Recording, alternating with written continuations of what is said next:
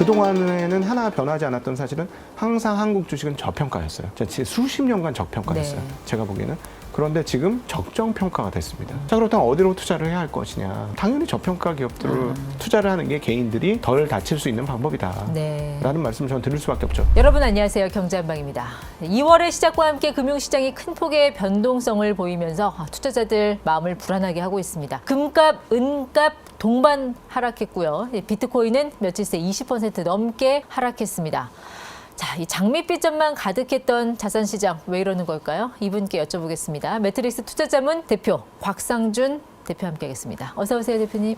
네, 안녕하세요. 불러주셔서 네. 감사합니다. 대표님도 이제 기관 투자자로 변신을 하셔서 이런 시장 마주하면 참 어질어질 하실 것 같기도 하고 어떠세요? 저희는 이제 그 투자하는 루틴이 있으니까요. 루틴대로 투자를 하니까 사실은 이렇게 시장 트렌드에 맞춰서 시세의 흐름에 맞춰서 이렇게 투자하는 성향은 아니고 그러다 보니까 그냥 조금 재미나게 보고 있습니다. 지금 상황을 한마디로 요약하면 레버리지 청산 아닐까요? 뭐 금값, 은값 떨어지고 이제 비트코인 폭락했는데 대부분 그게 레버리지 투자가 많잖아요. 네, 맞습니다. 네. 특별히 이제 비트코인 같은 경우는 저는 직접 투자를 안 해서 잘 몰랐었는데 젊은 친구들의 이야기를 들어보니까 레버리지가 20%, 30%가 아니고요. 2배, 3배도 아니고요. 3배, 5배, 10배. 이런 정도 수준의 레버리지를 쓴다고 합니다. 네. 10배를 쓴다면 10%가 자산 가격이 움직이면 청산이라는 얘기가 나오거든요. 네. 그러니까 뭐 최근에 앞서 표현하신 대로 20% 훨씬 넘게 비트코인 자산이 떨어졌거든요.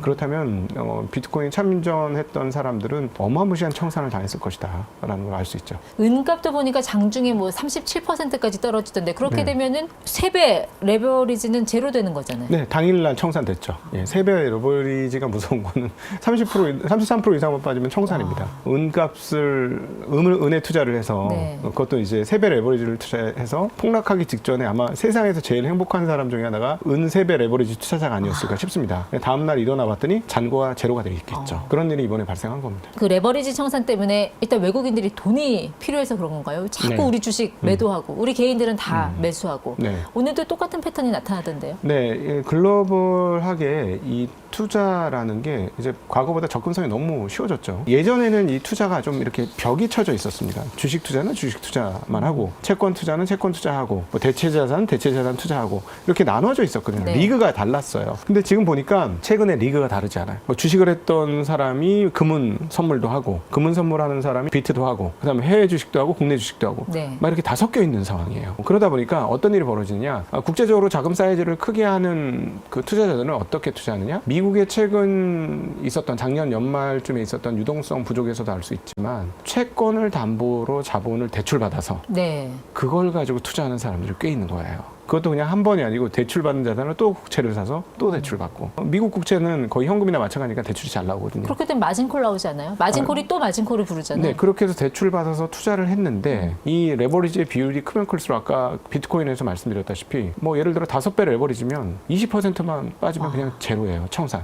그러면은 한 10%만 빠지면 마진 콜이 나오죠. 빨리 입금을 더 하세요. 아니면 청산합니다. 이렇게 되는 거죠. 네. 항상 이렇게 레버리지가 과했을 때는 패턴은 똑같습니다. 지속 상승하다가 떨어질 때는 한 번에 떨어지죠. 네, 그렇죠. 네. 이런 패턴이 이번에도 나왔다라고 보시는 게 맞을 것 같습니다. 그러니까 올라갈 때는 우리가 보통 이렇게 심리를 모아서 천천히 올라가는데 내려갈 때는 확 떨어지더라고요. 이번에도 네, 폭을 그렇죠. 보니까. 10%만 움직여도 마진콜 나는 계좌들이 생기기 시작할 거거든요. 그럼 마진콜이면 두 가지죠. 돈을 메꾸든가 빨리 팔던가. 그런데 그것이 이렇게 팔자로 대응을 하게 되면 어떻게 될까요? 매물을 부르는 거죠. 네. 더 떨어지게 되죠. 그러면 그 밑에 있었던 또 마진이 조금 더 여유가 있었던 사람들도 마진콜이 나오고, 그 사람들도 또 매도하면 또 조금 더 여유가 있었던 사람에게 또 마진콜이 네. 나오고, 뭐 이렇게 되는 상황이 되는 거죠. 그럼 지금 이런 레버리지 청산의 근본에는 과연 뭐가 있을까를 따지고 보면 최근 들어서 이슈가 된 거는 신임 연준 의장 케빈 워시 쇼크가 아닐까 싶은데 어떻게 보세요? 네, 저는 개인적으로 지금 우리 앵커님이 말씀하신 거에 동의를 합니다. 상당히 가능성이 높다라고 보여지는데요. 왜 그렇게 보냐면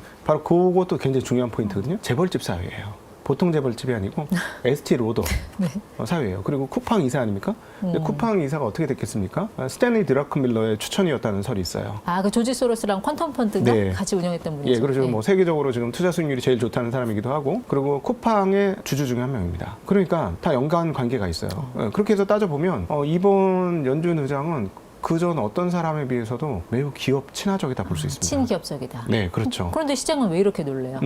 자, 그러면 기업이 어떤 금융 환경을 좋아할 것인가에 대한 고민을 한번 해볼 필요가 있어요. 기업들은 대출 이자가 높은 게 좋을까요? 낮은 게 좋을까요? 당연히 낮은 게 좋겠죠. 예, 낮은 게 좋습니다. 네. 자, 그렇다면 대출 이자를 낮추려면 기준금리를 내려야 돼요. 그렇죠. 근데 이분이 얘기했던 건 기준금리를 내리자라는 얘기를 하고 있습니다. 그런데 그 반대에서 무슨 얘기를 하냐고 있냐면 양적 완화해서 돈이 너무 많으니까 돈을 줄이자라고 얘기해요. 그게 가능해요? 대차 네. 대조표는 축소화돼 금리는 내린다? 네, 그게 이제 기본적으로 보면 말이 안 되는 거죠. 네. 왜냐하면 시중의 유동성이라는 거는 대출 금리가 높으면 시중에서 은행으로 돈이 빨려 들어갑니다. 왜냐하면 빨리 돈을 갚아야 되잖아요. 빚이 부담스러우니까. 반면에 대출 이자가 떨어지면 돈 쓰기가 쉬워지니까 사람들이 대출을 많이 받아서 시중에 돈이 많아지는 구조입니다. 그러니까 보통은 대출 이자율이 높으면 긴축이고 대출 이자율이 낮아지면 완화입니다. 근데 이 사람들은 지금 워시가 하는 얘기는 뭐냐면 긴축을 하면서 대출 이자율을 낮추라는 거예요. 그러니까 어불성설이죠. 말이 안 맞아요. 그런데 이분의 과거 행적을 보면 좀 이해되는 부분이 있습니다. 이분이 이제 벤 버냉키 때 리먼 사태 이후에 비전통적인 방식을 통해서 벤 버냉키 의장은 미국의 위기를 돌파하려고 했어요. 그 비전통적인 방법은 뭐냐면 그냥 금리를 낮춰도 더 이상 안 되니까 제로 금리까지 가도 안 되니까 갖다 돈을 찍어서 뿌린 거죠. 헬리콥터 벤이라고 했잖아요. 예, 그렇죠. 네.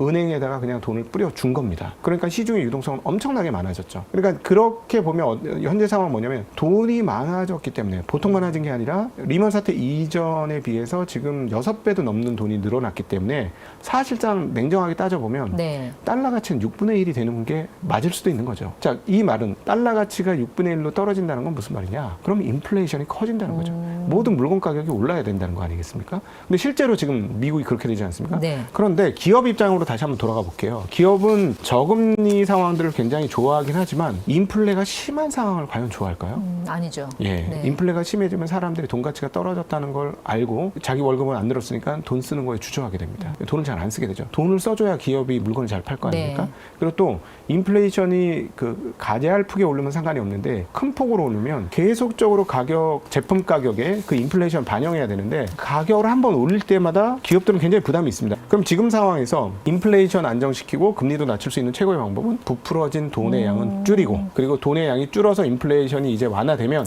그때는 금리를 내리는 네. 이 과정이 좋죠. 정리해 볼게요. 연준이 만들어놨던 그 거품적인 유동성을 줄여라. 그러면 인플레이션이 활기를 않을 것이다. 인플레이션이 활기를 않으면 금리를 낮출 수 있다. 그렇죠. 이 로직인가요? 네네, 그렇죠. 그런데 문제는 여기서 이제 금융시장에 드러납니다. 지난 10년 넘게, 즉 정확하게는 리먼 사태 이후에 금융시장에 풀렸던 그 수많은 돈에 많은 투자자들이 익숙해져 있어요. 너무 익숙해져 있어서 돈이 너무 쉽게 사용되는 거죠. 네. 쉽게 빌릴 수 있고. 자, 그러면 당연히 돈이 쉽게 빌릴 수 있고 이자 돈도 얼마 안 내면 어떻게 되죠? 야, 이쪽에 가보니까 주식시장 가보니까 연평균 8%씩 올라. 근데 이자 돈을 빌리는 데는 한 2%면 충분하고도 남아. 이러면 어떻게 될까요? 당연히 1, 2%밖에 안 되는 돈을 갖다 써서 8%짜리 수익률에 돈을 넣죠. 네. 그럼 그냥 가만히 앉아서 평균적으로 6% 이상 수익이 나는 거 아니겠습니까?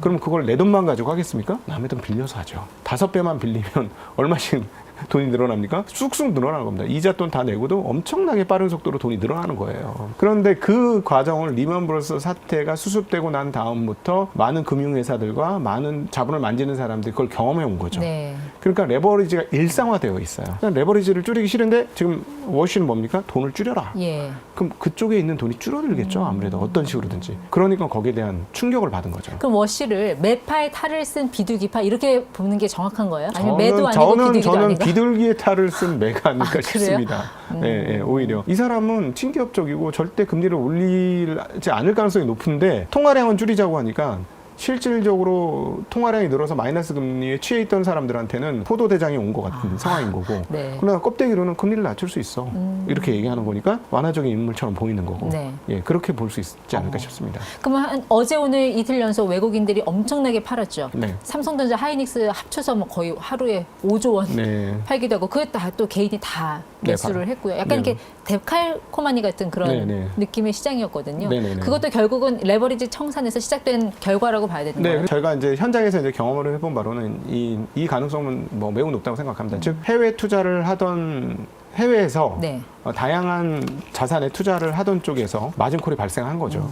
아니면 마진콜 직전까지 간 거예요. 네. 근데 한국 자산에서는 어떻습니까? 떼돈을 벌고 있는 거죠, 지금. 그러니까 번 데에서 돈을 빼가지고 지금 미스난 데에다 메꿔주는 상황들이 지금 벌어지고 있기 때문에 외국인들이 계속 매도를 하는 것이다. 네.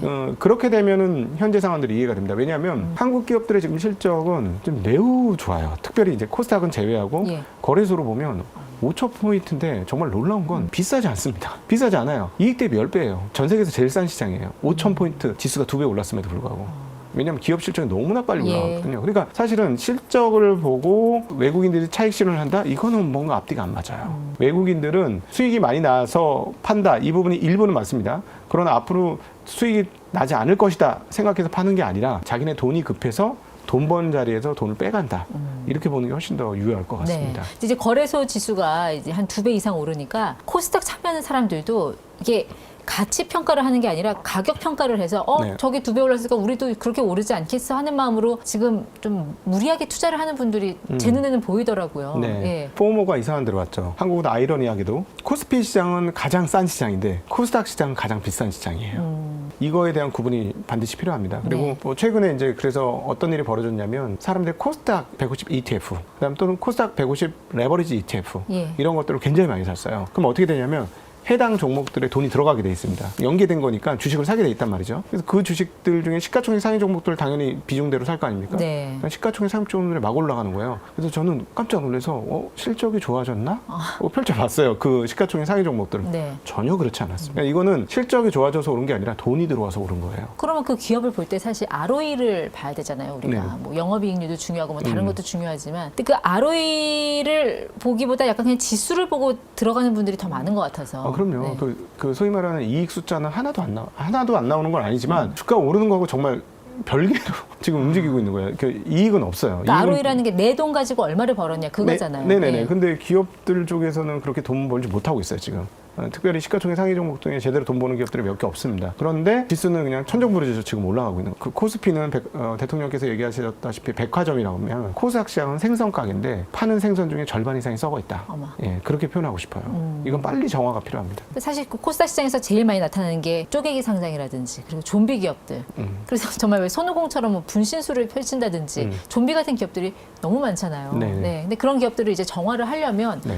글쎄요, 뭔가 정부에서도 대책이 나와야 할 텐데 네. 최근에 2억 원 네. 금융위원장님이 뭐 한 말씀은 하시긴 하셨더라고요. 네네. ROE를 봐야 된다. 그럼 어떻게 하겠다는 건가요? 네, 그러니까 일단 제일 중요한 거는 빨리 퇴출할 기업들 빨리 퇴출해야 됩니다. 제가 보기엔 도대체 제대로 어떤 기존을 가지고 퇴출한다면 얼마나 많은 기업이 퇴출돼야 될지 감이 안 잡혀요. 지난 한 3, 4년간 자기 체력으로 기업을 유지한 게 아니라 네. 정말 많은 기업들이 돈이 떨어지면 주주들한테 손 내밀어서 유상증자하고 네. 아니면 제3자한테 회사 주식을 싸게 파는 CBBW 발행을 해가지고 돈을 마련하고 네. 그걸로 연명을 한 기업들이 한두 개가 아닙니다. 근데 한국은 뭐냐면 자본의 쓰레기장이 된 거예요. 폐기물 처리장 같이. 근데 이거를 깔끔하게 정리해서 건전한 시장으로 빨리 만들지 않으면 시간이 지나서 이렇게 뭐 코스닥 3,000 뭐 이런 것들이 정말로 시장에서 이루어지면 거기에 참여한 사람들은 정말 엄청난 피해를 입게 네. 되고 그러면 또다시 한국 주식시장의 환멸을 느끼게 되고 한국 주식은 다시는 하면 안 된다 생각하고 또다시 미국 가는 이미 한번 크게 경험했잖아요. 그럴 수밖에 없는 네. 상황이다. 그래서 이거는 제가 정말 어디 가든 지금 목 놓아서 지금 부르짖고 있는 내용인데요. 네. 빨리 정화해야 합니다. 그렇지 않으면 너무나 많은 피해자들이 양상될 거예요. 주가는 오를 수 있어요. 저는 경험했어요. 98년도, 99년에 3,000포인트 장을 경험을 했거든요. 그때도 정말 아수라장이었어요. 코스닥 말씀하시는 네, 거죠? 그때 코스닥 포인트 3,000 가서 엄청나게 많이 빠졌어요. 정말 말도 안 되게 500 미만으로까지 빠진 걸로 기억합니다. 500 미만까지 빠져서 정확하게는 어떻게 됐냐면 원래 그게 이제 300포인트 가던 게 네. 그러니까 300포인트 근처 가던 게 50포인트 미만으로 떨어진 거예요. 그래서 무슨 세상 지수가 몇십이 이게 어딨냐 그래서 곱하기 10배를 해준 게 지금의 상황인 겁니다. 올라올 생각을 안 했죠. 그 코스닥 시장 진입을 그만큼 신중해야 된다라는 그런 말씀. 근데 많은 분들이 자꾸 ETF를 믿고 들어가는데 ETF라는 게 사실 어떻게 보면 기관 투자자들이 자기들은 책임 안 지겠다는 그런 사고 구조로 만든 상품이기도 하잖아요. 네. 시장을 매수하는 거죠. 네, 시장을 네. 매수하는 거죠. 뭐 사실은 원래 처음에 의도는 굉장히 그 좋은 의도였습니다. 뱅가드 펀드에서부터 시작됐고요. 존 보글이라는 위대한 금융 기업가가 많은 사람들한테 그 투자의 좋은 방법을 알려주기 위해서 시장 전체를 사라. 개별 주식 투자하기 어려우니 그냥 나라 경제가 발전하게 되면 주식시장도 성장을 할 테니 시장 전체를 사라는 의미로 만들어진 게 뱅가드 ETF입니다. 네. 그런데 그게 이제 시간이 지나면서 그쪽으로 돈이 너무 빨려가니까 자산 운용사들이 자기네도 이제 장사를 해야 되니까 각종 ETF를 많이 만드는 거죠. 그래서 뭐 섹터별 ETF, 예를 들자면 요즘에 인기가 많았던 뭐 반도체 ETF라든가 네. 전기전자 ETF라든가 뭐 이런 분야별 ETF 등을 만들었죠. 근데 이제 한국 같은 경우는 지난 한 20년간 좋은 시장 흐름이 없었기 때문에 자산운용사들이 돈을 벌 방법이 없었던 거예요. 그래서 전부 그냥 패시브라고 표현되는 ETF 시장에 완전 올인을 하게 된 거고요. 그래서 ETF가 정말 너무 많이 양산된 게 네. 지금 한국 시장의 어떤 모습이다라고 볼 수가 있겠습니다. 근데 사실은 안타깝게도 책임 있게 운용하는 기관 투자자들은 별로 없고 개인들이 알아서 투자해라. 네. 이런 상황이에요. 그러니까 한국 개인들은 각자 도생에 지금 놓여져 있다. 처해져 있다. 그래서 거래소가 중요해요. 각자 도생의 상황들이 있기 때문에 살아남게 하기 위해서는 시장이 미국처럼 꾸준히 조금씩 올라가게 만들어줘야 돼요. 그러니까 미국 정도의 성장률은 아니더라도 예. 이 주식시장이 매년 뭐 은행 이자보다는 조금 더 많게 뭐 3에서 5% 정도씩 꾸준히 올라가게 만들어줘야 되거든요. 네. 그러려면 깎아먹는 놈들을 가려내야 됩니다. 그걸 누가 하겠습니까? 그건 거래소가 해줘야 네. 되거든요. 그래야 자체적인 시장도 발전을 하고 그렇게 되면 한국 정부라든가 많은 이런 자본시장에서 원하는 기업들도 더 잘 상장할 수 있고 그래서 자금 조달할 수 있고 그래서 유니콘 같은 기업들도 자주 나올 수 있고 그런 생태계, 자본의 생태계가 만들어지겠죠. 네. 지금 미국 시장은 약간 IT 버블론이 계속 나오는데 구글 같은 경우는 네. 실적은 엄청 좋은데 주가는 빠지고 있거든요. 네. 이게 투자자들이 보는 시각과 기업하는 사람들이 보는 시각이 이 간극이 너무 큰 게 아닌가 싶은데. 간극이 벌어지기 시작했죠. 네, 이번 1분기 실적 발표 이후에 제대로 된 간극이 벌어지고 있습니다. 요거가 뭐 계속해서 벌어질지 아니면 다시 이렇게 붙게 될지는 좀 봐야 되겠는데 기업주들은 AI가 미래라는 확신을 가지고 있어요. 특별히 미국의 빅테크들은 온라인 세상이 펼쳐지면서 빅테크로 등극을 했던 기업들이기 때문에 이 AI가 또 다른 세상이라는 것을 너무나 명확하게 확신하고 있습니다. 네. 그래서 투자를 안 할 수가 없는 상황이고 투자를 하는데 이 빅테크들 입장에서는 이게 점차 가시화되고 있는 거예요. 이게 세상을 바꿀 강력한 툴이다. 마치 세상에 인터넷이 없다가 인터넷이 생겨서 사람들이 온라인으로 연결된 것처럼 이 AI가 새로운 세상을 열 거라는 완전한 확신 속에 있어요. 네. 그리고 해보니까 생각보다 이제 장사도 좀 되는 그런 상황이 온 거예요. 네. 그러니까 설비 증설을 안 할 수가 없죠. 대표적인 게 이제 구글에서 발표했던 내용이고 또 아마존에서도 발표했던 내용인데 어마무시한 투자를 합니다. 각각 볼까요? 메타 같은 경우는 전년도에 700억 달러대에 투자를 했는데 올해는 26년에는 1,100억 넘게 투자하겠다고 했고요. 그다음에 구글도 전년 대비 그다음 예상 대비 엄청나게 높은 수준이 1,700억 달러를 넘게 투자하겠다고 했고요. 네. 아마존은 2,000억 달러를 넘게 투자하겠다고 했습니다. 어마무시한 양이잖아요. 이 서버 데이터 센터를 엄청나게 늘리겠다는 건데 그럼 당연히 그렇게 투자를 해야 되지 않습니까? 근데 문제는 뭐냐면 이거죠. 이렇게 비유하면 어떨까요? 갑자기 빵집을 열었는데 빵 장사가 너무 잘 되는 거예요. 네. 빵 돈은 벌어지는데 갑자기 사람들이 줄을 서는 거죠. 그러니까 뭐가 필요하겠어요? 밀가루하고 원재료가 필요하지 않습니까? 그래서 번 돈을 고스란히 밀가루 사는데 다 넣는 거예요. 왜냐하면 많은 양을 준비해야 네. 되니까. 그럼 그 다음에 더 많이 팔겠죠. 근데 단기적으로는 어떻게 될까요? 밀가루 사는데 돈을 너무 많이 넣는 거예요. 그러니까 단기적으로는 수익이 없는 거죠. 그렇죠. 네. 지금 빅테크들이 이번 1분기에서 그런 모습을 살짝 보여줬어요. 뭐냐면 전분기 대비 매출은 꽤나 많이 늘었습니다. 분기 매출이 막 20%씩 늘어요. 이게 연 매출이 20% 늘는 거는 뭐 있을 수 있는데 분기 매출이 20%씩 늘는 거 이건 정말 대단한 거거든요. 구글이 갑자기 AI 네. 시장에 무슨 라이징 스타처럼 네. 돼버렸잖아요. 그렇죠. 그래서 진짜 분기 실적이 쫙 늘었어요. 그런데 매출이 늘면은 보통은 이익도 늘어야 되잖아요. 근데 아까 이 빵집 얘기 드렸던 것처럼 재료비 투하한다고 이익은 같은 거예요. 매출이 20%가량 늘었는데 이익이 같아. 그러니까 투자자들이 뭐냐면 어떤 생각을 하냐면 계속 이렇게 투자할 수 있어? 이렇게 된 거죠. 근데 그나마 구글은 괜찮았어요. 구글은 괜찮았는데 다른 기업이 유탄을 많이 맞았습니다. 아마존? 아마존도 그렇고 마이크로소프트도 유탄을 네. 맞았습니다. 왜냐하면 아니 지금 구글은 그래도 이렇게 뭔가 올라가고 증가하는 게 확연하게 눈에 보이는데 세미나에 잘하고 있고. 예, 예. 다른 데는 그거보다 조금 못하는 것 같으니까 어떻게 되냐면 이게 용납이 안 되는 거죠. 예, 그래서 최근에 이제 그 빅테크 사이에서 나타난 이 재미난 그 AI 캐펙스 관련된 흐름은 매출이 늘었는데 이익이 안 느는 것에 대해서 투자자들이 의욕을 가질 것이다라고 네. 한마디로 정리할 수 있겠어요. 근데 그런 거 보면은 왜 우리 삼성전자나 하이닉스는 투자를 안 하는 건가? 반도체 쇼티지 나타나는데. 안 그래도 제가 그게 너무 궁금해가지고 알아봤는데 이제 하기는 하는 것 같습니다. 왜냐면은 오늘 제가 알아본 바로는 평택의 주변이 아주 활발하게 돌아가고 있어요. 아, 그래요? 평택이라는 거는 삼성 반도체의 새로운 공장인 P4 공장이 있는 네. 곳이거든요. 제가 막 물어봤어요. 사람들한테 물어보니까 답변을 해줘서 알게 됐는데 P4 공장에 자재 들어가는 속도가 매우 빨라졌다. 그리고 P5라고 하는 다음 공장을 짓는 골조 공사도 굉장히 빠르게 진행되고 있다라는 뉴스가 있어요. 그럼에도 불구하고 추가되는 신제품은 27년에 나올 것 같습니다. 네, 도대체 왜 이렇게 늦어졌느냐 보면 사실 갑자기 메모리까지 폭증한 거는 작년도 10월 이후예요. 네. 계속 오르긴 했는데 급격하게 올라간 건 그때고 그 다음에 이제 추론 영역으로 들어가면서 AI가 추론 영역으로 들어가면서 젠슨항이 한국에 왔던 게 지금 보면 결과적으로 GPU 팔아먹는 것과 메모리 확보를 위한 작업을 하러 온 거 아닌가. 낸드 플래시가 같이 가세를 한 거죠, 거기에.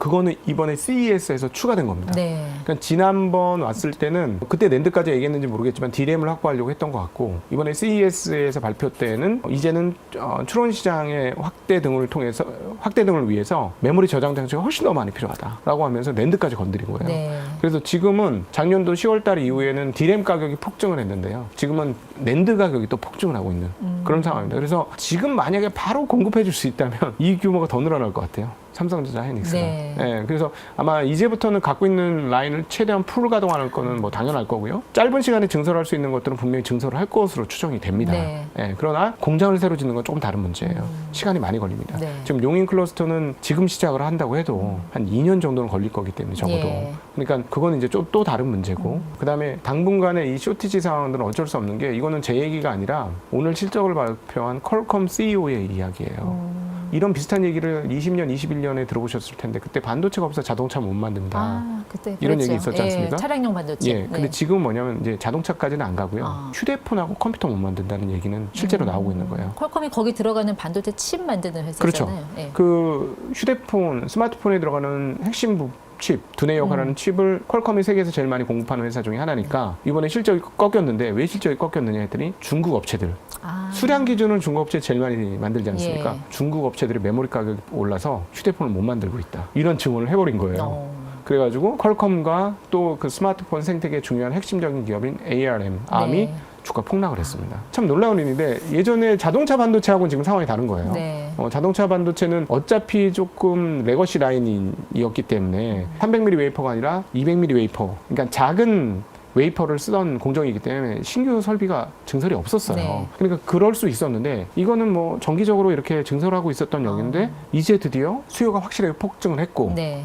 공급 업체들은 21년, 22년에 있었던 오더컷 경험 때문에 설비 증설을 차일피일 미루고 있었는데 그게 지금 갑자기 작년도 10월부터 판세가 완전히 달라진 거다. 네. 그러니까 이제 드디어 메모리 업체들도 증설을 하려고 하지만 시간이 걸리는 문제고 메모리는 당장 필요하고 그래서 어디에서 유탄을 맞았느냐? 디지털 디바이스 만드는 휴대폰, 노트북 쪽이 완전히 유탄을 맞았다. 예. 저희도 회사에서 9월 달에 컴퓨터를 몇 대 샀고 네. 추가로 1월 달에 컴퓨터를 한 대 샀는데요. 컴퓨터가 정확하게 100만 원 하던 게 140만 원으로 바뀌었습니다. 메모리 가격 때문에. 저희도 깜짝 놀랐어요. 아무래도 투자 자문 회사를 운영을 하시다 보면 지금 많이 받는 질문이 그걸 것 같아요. 이 지수에서도 들어가도 되나요? 하는 질문일 것 같은데 지금 사시는 분들이라면 네. 한 5할 정도는 등반을 한 지점에서 올라가고 있다. 이렇게 스스로를 판단을 하면 될까요? 네. 그동안에는 하나 변하지 않았던 사실은 항상 한국 주식은 저평가였어요. 수십 년간 저평가였어요. 네. 제가 보기에는. 그런데 지금 적정평가가 됐습니다. 그리고 우리 삼성전자 하이닉스처럼 이익이 너무 증가해가지고 여전히 비싸지 않은 주식이 네. 있고요. 아직도 여전히 꽤 큰 저평가 속에 있는 주식도 있습니다. 이게 혼재돼 있어요. 자, 그렇다면 어디로 투자를 해야 할 것이냐. 당연히 저평가 기업들을 투자를 하는 게 개인들이 덜 다칠 수 있는 방법이다. 네. 라는 말씀을 저는 드릴 수밖에 없죠. 자, 문제는 뭐냐면 저평가 기업들은 사기 싫을 거예요. 인기가 없으니까. 인기가 있는 놈들은 고평가입니다. 그렇게 그렇죠. 아시면 됩니다.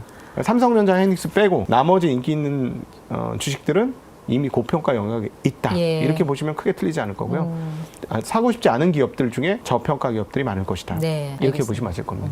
초반부터 레버리지 청산 주의해라라고 말씀하셨는데 사실 급한 마음에 레버리지로 빨리 키우고 싶은 마음은 누구나 다 있겠죠. 하지만 그 마음을 눌러야 이 자산 시장에서 끝까지 생존할 수 있다라는 거 그걸 좀 기억을 하시면 좋겠네요. 투자자분들께서. 어렸을 때 들었던 워렌 버핏의 어떤 투자 조언 원칙을 깨지지 마라. 네. 원칙을 잊지 마라. 이거 뭐 어렸을 때도 몰랐나요? 맞아요. 알았죠. 네. 알았는데 지금 나이 먹고 나니까 훨씬 더 절절한 거예요. 그렇군요. 저도 똑같이 얘기해 드리고 싶어요. 네. 주식은 수익을 내는 게임이 아니다. 안 깨지는 게임이다. 안 깨지는 게임이다. 예, 안 깨지기만 하면, 덜 깨지기만 하면 기회는 반드시 온다. 그리고 생각보다 더 좋은 결과를 얻으려면 네. 욕심을 내려놔라. 욕심을 내려놓고 시기열을 길게 해라. 네. 그러면 투자하는 영역이 광활해질 것이다. 우리 대표님께서 니들이 개맛을 알아? 이거 패러디한 니들이 상승장 맛을 알아? 이거 유행어였잖아요. 여의도 증권가에서. 그렇습니까? 상승장 맛을 아. 맛보긴 하되 취하지는 말라. 그렇게 이해를 하면 될까요? 네네. 그때는 뭐냐면 사람들이 너무 박스권에 갇혀 있어가지고 맞아요. 어느 네. 정도 오르면 팔아야 된다는 생각이 가득한 거예요. 왜냐하면 그렇게 하는 사람이 이겼으니까. 근데 상승장은 그게 아니고요. 갖고 오래도록 들고 있는 사람이 위너입니다. 지금 삼성전자 최고 위너가 누군가요? 아직까지 안 판 사람들이죠. 그죠? 이재용 회장인가? 그러면? 그렇죠. 네. 이재용 회장이 이번에 돈을 제일 많이 버는 거죠. 상속세 낸다고 그래도 꽤 많이 팔았습니다. 네. 그 상승장은 좋은 주식을 오래도록 갖고 있는 사람들이 이겨요. 그래서 저는 이번 상승장이 조금 길게 좀 연속되어서 네. 한국에 투자하시는 분들이 주식으로도 어떤 재산 증식이 가능하다는 걸 꼭 좀 경험했으면 좋겠고 네. 그러려면 여러분들한테 꼭 드리고 싶은 말은 발 뻗고 잘 수 있는 주식을 사십시오. 제발. 레버리지 네. 하지 마라. 절대 하지 마십시오. 이 케빈 워시의 임기가 뭐 5월 달부터 시작이 된다고 하니까 그때까지 또 엄청나게 시장에서 왔다 갔다 하는 일들이 많을 거예요. 일단 달리는 차에서 내리지는 말되 안전벨트는 단단히 매자. 여기까지 듣도록 하겠습니다. 곽상준 대표 함께했습니다. 고맙습니다. 감사합니다.